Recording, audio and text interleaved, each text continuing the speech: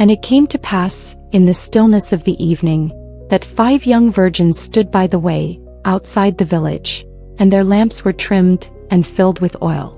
And the flame of each burned steadily in her hand, and they waited for someone special. Their eyes were lifted toward the horizon, and their hearts kept watch, and every whisper of the wind stirred hope within them. They spoke little one to another, but guarded their light with care, lest it fail in the appointed hour. But the other 5 walked not in such readiness. They tarried among the common things of the day, and were entangled with small matters, and their speech was light and careless. Their lamps were nearly empty, yet they said in their hearts, "There is yet time."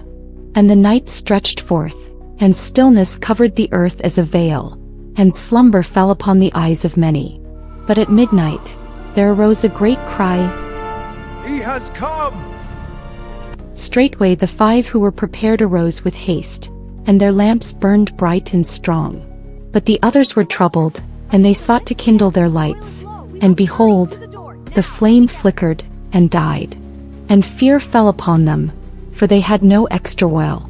And they ran through the streets in the darkness, seeking and knocking and pleading, striving to mend that which should have been made ready before.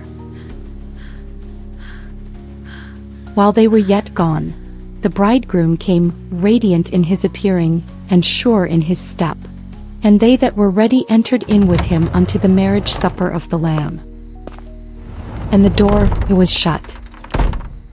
Afterward came also the other 5 virgins, breathless and trembling, and they beheld the glow within. And they knocked upon the door. "Please, Lord, open the door for us. We are fools." Truly I say to you, I do not know you. And his voice was calm, yet it fell upon them heavier than thunder, and their hearts melted for sorrow. Then there was weeping and lamentation.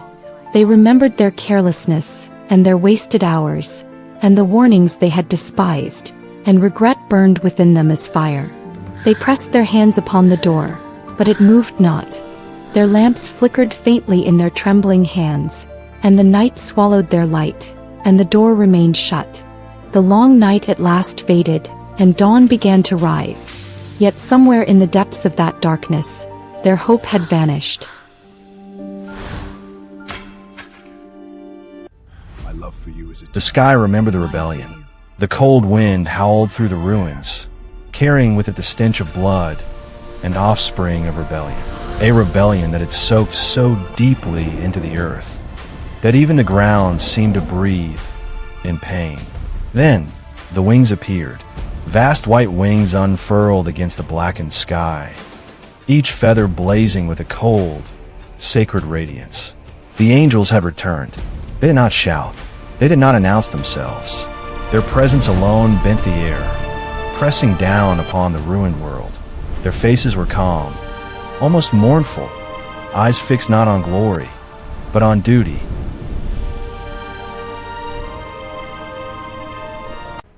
Before them, the earth answered with a roar. Nephilims, the sons of rebellion, rose from the shadows. They emerged from shattered ruins, pulling themselves free from the wreckage like beasts clawing out of graves. Their bodies were thick with corded muscle and scarred flesh, twisted by an inheritance never meant to exist. Faces bore the memory of humanity, but only faintly. Stretched jaws, tusked mouths, eyes glowing with animal hunger. The angels in radiant arcs, clashing against giants in a storm of light and ruin. The air filled with fire, dust, and shattered stone. An angel split a giant skull, holy fire consuming its form. But nearby, a trio of Nephilim crushed an angel beneath boulders, their tusked mouths snarling in triumph. The battle surged like a living storm. Angels drove giants back with blazing swords, then stumbled as fresh horrors emerged from the wreckage. A winged seraph fell, pinned by shattered stone, as a behemoth giant loomed over it. A giant's roar broke the spell of the moment. Through the smoke came one of the largest, flesh darkened by ancient burns. eyes blazing with raw instinct. It heaved a massive slab of stone toward the ark, which loomed beyond the battlefield like a silent mountain of wood. The angels are given one final task: protect what must survive. An angel landed before it, wings spread wide, blade lowered. Behind them, the ark stood finished. With a thunderous finality, the ark's door slammed shut. The giant answered with violence. Light burst forth. Steel met flesh. Wings tore, claws raked. Overhead, thunder rumbled as Elohim awakened the ancient waters.